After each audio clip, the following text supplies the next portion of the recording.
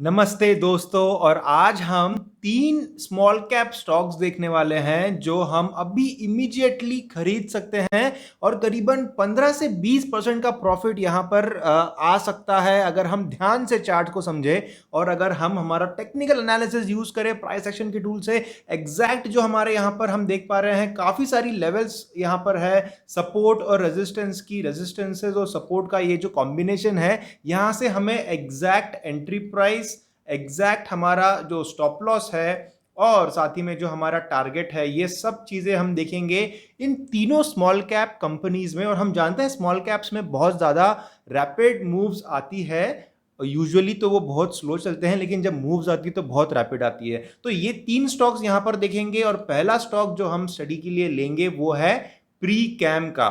Pre cam का ये stock है, ये एक स्मॉल कैप स्टॉक है और इस स्टॉक में जैसे कि यहाँ पर हम देख रहे हैं सबसे पहले डेली टाइम फ्रेम, उससे भी इंपॉर्टेंट है वीकली टाइम फ्रेम, क्योंकि हम एक स्विंग ट्रेडिंग और एक पोजिशनल ट्रेडिंग की यहाँ पर पॉसिबिलिटी को देख रहे हैं, राइट। इसलिए हमें एक लॉन्ग टर्म व्यू भी लेना जरूरी है। मंथली टाइम फ्रेम को हम थोड़ा अवॉइड करेंगे क्योंकि स्मॉल कैप के इस केस में हमें इतना जरूरत नहीं है। एक बार हम अगर देख भी लेते तो यहाँ पर कुछ खास नजर नहीं आ रहा है। स्टॉक जो है वो थोड़ा साइडवेज चल रहा है, एक इनवर्स हेड एंड शोल्डर का जो है वो ब्रेकआउट यहाँ पर होता हुआ नजर आ रहा है। यहाँ पर अगर आप देखते हैं तो ये देखिए एक इनवर्स हेड एंड शोल्डर इस प्रकार से बना है और इसका ब्रेकआउट हुआ है, मतलब एक chart reversal pattern monthly time frame में दिख रहा है। और इसी के ऊपर हम छोड़ देते हैं मंथली टाइम फ्रेम और चलते हैं वीकली टाइम फ्रेम में। तो ये है वीकली टाइम फ्रेम जो कि एक मीडियम टर्म का टाइम फ्रेम है जिससे हमें स्विंग ट्रेडिंग, पोजिशनल ट्रेडिंग की काफ़ी सारी जानकारी मिलेगी। तो यहाँ पर अगर हम लेवल्स को आइडेंटिफाई करें तो देखिए ये एक लेवल है और इसी को अगर हम आगे एक्सटेंड करते हैं यहाँ पर, तो यहाँ पर आप देख सकते हैं जो पहले यहाँ पर रेजिस्टेंस का लेवल था वहीं यहाँ पर हम सपोर्ट को देख रहे हैं। इसीलिए यहाँ पर एक ट्रेंड लाइन निकालते हैं और एग्जैक्ट लेवल्स को तलाशते हैं और फिर हम डेली टाइम फ्रेम में इन्हीं लेवल्स का यूज़ करेंगे to understand the entry, exit and stop loss. तो ये एक ट्रेंड लाइन बन जाएगा, माफ़ कीजिएगा, यहाँ पर ये एक ट्रेंड लाइन बन जाएगा।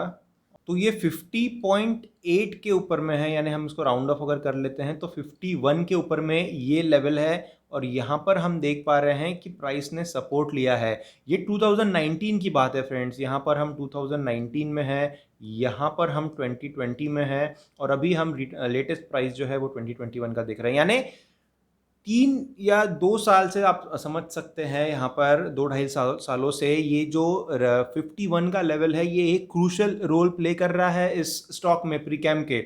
और अब भी क्या हुआ है, यहाँ से कभी भी आज तक पिछले यानी आप समझ सकते हैं 1.5 साल में 51 के ऊपर प्राइस नहीं गया है। 51 के ऊपर बस अभी गया है और पिछले हफ्ते में और ये हफ्ते में ही हम देख पा रहे हैं कि प्राइस ऊपर आया है।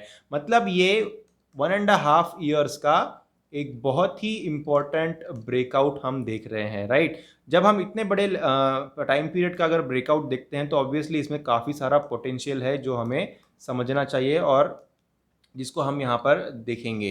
तो यहाँ पर जैसे कि हमने मंथली टाइम फ्रेम में भी देखा था कि एक इन्वर्स हेड एंड शोल्डर का ब्रेकआउट है जो हमें क्लियर कट यहाँ पर नज़र आ रहा है। इस प्रकार से ये इन्वर्स हेड एंड शोल्डर बना है, right. Inverse head and shoulder का ये जो है ये नेकलाइन है। हम हमेशा इस चैनल के ऊपर में ऐसे वीडियोस लेके आते हैं, टेक्निकल एनालिसिस लेके आते हैं जहाँ पर कुछ बड़ा चार्ट रिवर्सल पैटर्न हो, जैसे कि राउंडिंग बॉटम हो, कप एंड हैंडल फॉर्मेशन हो, इन्वर्स हेड एंड शोल्डर हो, डबल बॉटम हो, ऐसे टाइप के जो फॉर्मेशंस है वो लेके आते हैं। ये जो फॉर्मेशन है ये इन्वर्स हेड एंड शोल्डर है। यहाँ पर ये देख सकते हैं आप, ये लेफ्ट शोल्डर है, ये जो है ये हेड है और ये राइट शोल्डर है और यहाँ पर ये नेक लाइन का ब्रेकआउट हो गया है। तो इसी के साथ अब आगे चलेंगे और देखेंगे कि इस 51 के लेवल के आसपास हम क्या और स्टडी कर सकते हैं और डेली टाइम फ्रेम में हमें क्या नज़र आ रहा है। ये है डेली टाइम फ्रेम। अब इस डेली टाइम फ्रेम में अगर हम एक चीज़ बहुत ही प्रोमिनेंटली नोटिस करें तो देखिए ये है EMA 21 और ये है EMA 55 का कर्व, ये कर्व और ये कर्व, और ये दोनों कर्व से प्राइस अभी काफ़ी ऊपर है। हालांकि आज के दिन ही प्राइस बहुत ज़्यादा नीचे गिरा है।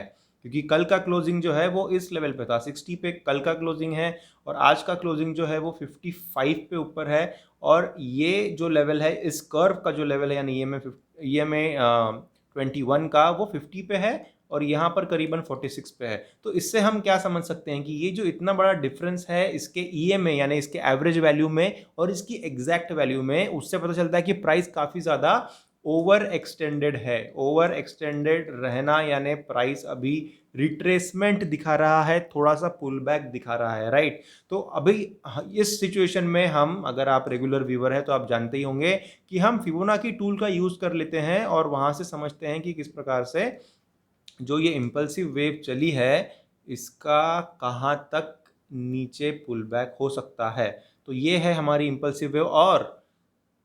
और अब हम यहाँ पर ये देख पा रहे हैं कि आज का जो क्लोजिंग प्राइस है यानी लगभग ये 55 का, यहाँ पर आप देख सकते हैं, अगर ये आपको विजिबल है, यहाँ पर लिखा है 0.5 55.29, मतलब 55 के लेवल पे 55.29 के लेवल पे 0.5 यानी 50% का फिबोनाची लेवल है। तो अब 50% फिबोनाची जो है वो एक गोल्डन रेशियो है, गोल्डन रूल है। और पुल बैक में हमेशा हम देखते हैं कि 38% या 50% पे आकर के प्राइस रुकता है। तो ये एक बहुत ही यूजफुल टूल है, और वहाँ से हमें समझ में आ रहा है कि अभी जहाँ पर प्राइस है एग्जैक्ट वहीं पर 50% का फिबोनाची का टूल भी है। तो इससे हमें एक डबल चेक मिल जाता है और हम ये समझ पा रहे हैं कि एज ऑन करंट प्राइस अभी आप यहाँ पर इस प्री कैम के स्टॉक में एंट्री ले सकते हैं। फिबोनाची को मैं डिलीट कर देता हूँ और यहाँ पर ये जो करंट प्राइस है 55 का, इसके ऊपर आप बाय कर सकते हैं। ऑब्वियसली जब अगला सेशन खुलेगा अगले दिन में उसी समय आप बाय कर पाएंगे। और बाय करना है, बाय सिग्नल दे दिया है करंट प्राइस पे, इसका मतलब ये नहीं है कि जब भी मार्केट खुले तो आप इमीडिएटली बाय कर लें, ऐसा बिल्कुल भी नहीं है। आपको सिर्फ एक चीज़ का ध्यान रखना है, और वो ये ध्यान रखना है कि अगर आने वाले नया सेशन जब खुलता है तो प्राइस अगर नीचे जा रही है, मतलब अगर प्राइस बेरिश डायरेक्शन में है, नीचे की तरफ अगर आ रही है, तो फिर आपको थोड़ा रुकना है।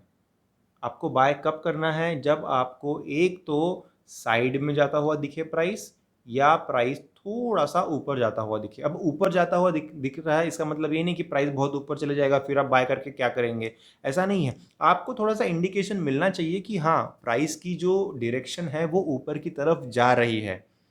प्राइस सिर्फ नीचे की तरफ ही नहीं जा रहा है। आपको गिरते हुए प्राइस में एंट्री नहीं मारनी है। प्राइस को थोड़ा सा साइडवेज जाने दें, थोड़ा उसको सपोर्ट बनाने दें वहाँ पर, जिससे पता चलता है कि हाँ, प्राइस का मूड बन रहा है ऊपर जाने के लिए, राइट। और या फिर उसको अगर हल्का सा वो ऊपर जाता है तो भी आप वहाँ पर एंट्री ले सकते हैं। यानी जिस टाइम में आप एंट्री ले रहे हैं वहाँ पर भी थोड़ा सा स्टडी करना ज़रूरी है। अगर आप आज ही पूरा स्टडी कर ले तो वैसा नहीं चलेगा, क्योंकि स्टॉक मार्केट लाइव टाइम में काम कर रहा है, राइट। इसलिए थोड़ा साइडवेज जाएगा या फिर थोड़ा सपोर्ट बनाएगा। हो सकता है कल ही नहीं, 3-4 दिनों में भी ये चीज़ हो सकती है। किसी को ज़रूरी नहीं है कि कल के कल ही आपको एंट्री लेनी है।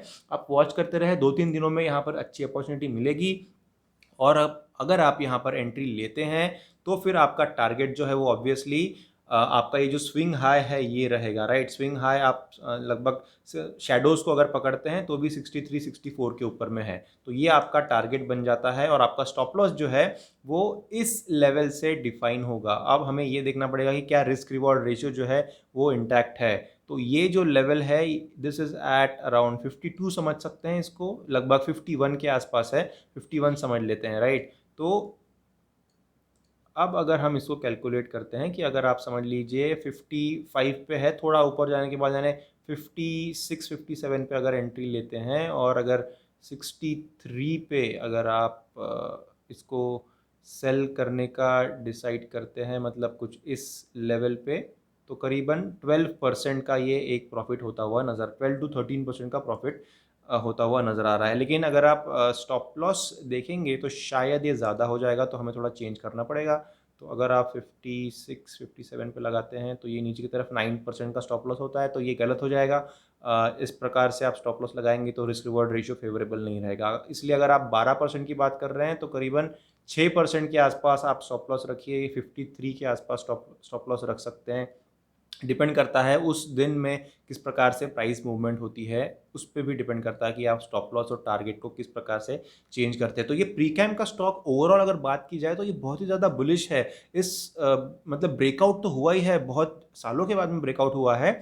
स्मॉल कैप स्टॉक है, जो ब्रेकआउट हुआ है वो बहुत कन्विंसिंग है। ऐसा नहीं है कि थोड़ा इक्का दुक्का वाला ब्रेकआउट है, बहुत ही कन्विंसिंग और बहुत ही एमिनेंट और सिग्निफिकेंट ब्रेकआउट है। इसका हमें यूज़ करना चाहिए हमारे ट्रेडिंग में। ध्यान में रखिएगा, आने वाले दिनों में ध्यान रखिए, प्राइस साइडवेज जा रहा है, ऊपर जा रहा है, जैसे भी मूवमेंट होती है वैसे आप कमेंट सेक्शन में भी लिख सकते हैं और तुरंत हम जवाब देने की भी कोशिश करेंगे, राइट।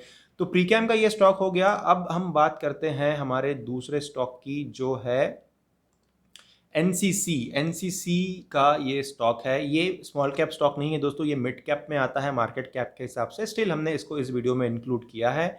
और यहाँ पर अगर हम इसका डेली टाइम फ्रेम अगर देखें तो एक बहुत ही इम्पॉर्टेंट चीज़ नज़र आ रही है।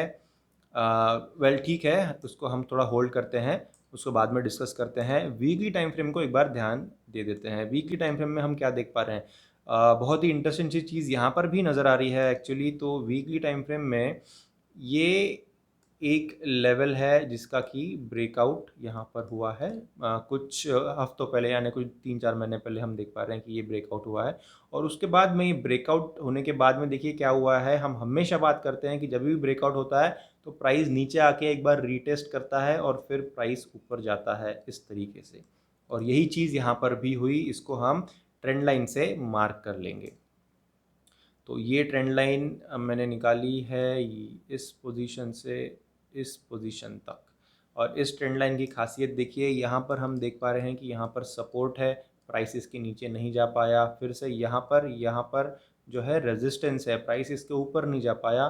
फिर ये ब्रेकआउट आता है और ब्रेकआउट होने के बाद में यहाँ पर प्राइस नीचे आया, उसने एक रीटेस्ट लिया है, बाउंस लिया है। और जो पहले का रेजिस्टेंस था, यहाँ पर जो रेजिस्टेंस था वो यहाँ पर सपोर्ट बन गया है और वहाँ से फिर अभी प्राइस ऊपर की तरफ निकला है।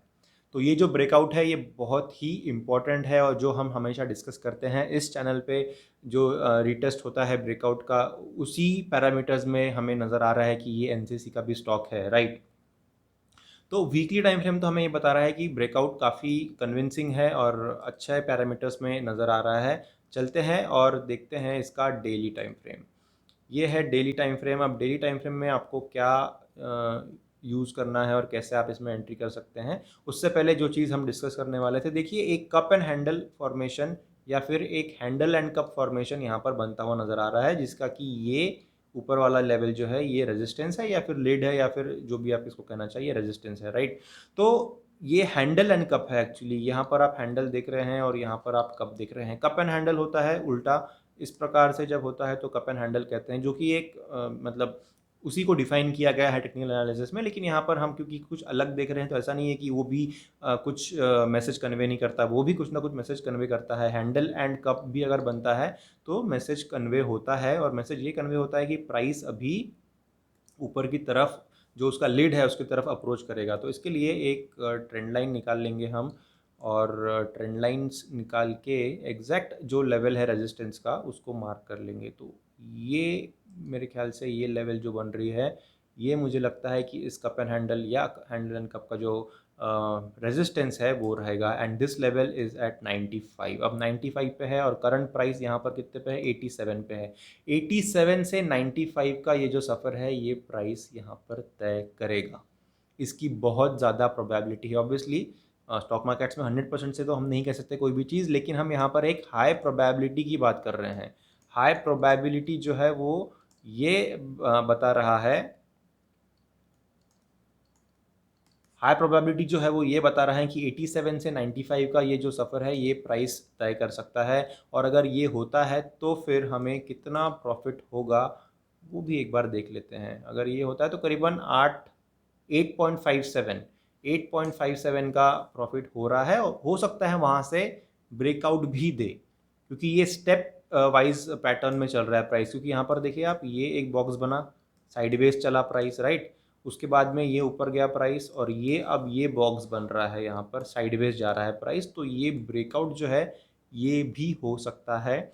वो आपका टारगेट नंबर 2 रहेगा। आप टारगेट को वहाँ पर इंक्रीज कर सकते हैं बाद में, लेकिन फिलहाल तो हमें नज़र आ रहा है कि 8.5% का एक स्विंग ट्रेडिंग अपॉर्चुनिटी यहाँ पर नज़र आ रहा है। प्राइस यहाँ पर भी अगर आप देखेंगे तो थोड़ा साइडवेज जाने की कोशिश कर रहा है, जैसे यहाँ पर और यहाँ पर भी हुआ है। तो इमीडिएट टाइम फ्रेम में 2-3 दिनों में ही नहीं, लेकिन वॉच रखिए।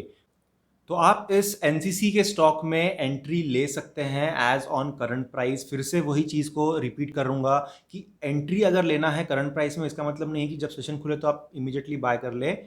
उस दिन का भी जो रुख है उसको भी पहचानिए। अगर प्राइस थोड़ा साइडवेज या फिर ऊपर की तरफ जाने लगे तो फिर वहाँ पर आप थोड़ा समझ सकते हैं कि प्राइस का मूड बन रहा है थोड़ा बुलिश नेचर में, बुलिश टेरिटरी में जाने का। लेकिन अगर गैप डाउन ओपनिंग हो जाती है या प्राइस नीचे जाने लगे तो फिर थोड़ा अवॉइड करिए। वहाँ पर आप एंट्री मत ले लीजिए कि और नीचे आ गया प्राइस तो मैं क्यों ना एंट्री ले लूँ और नीचे में।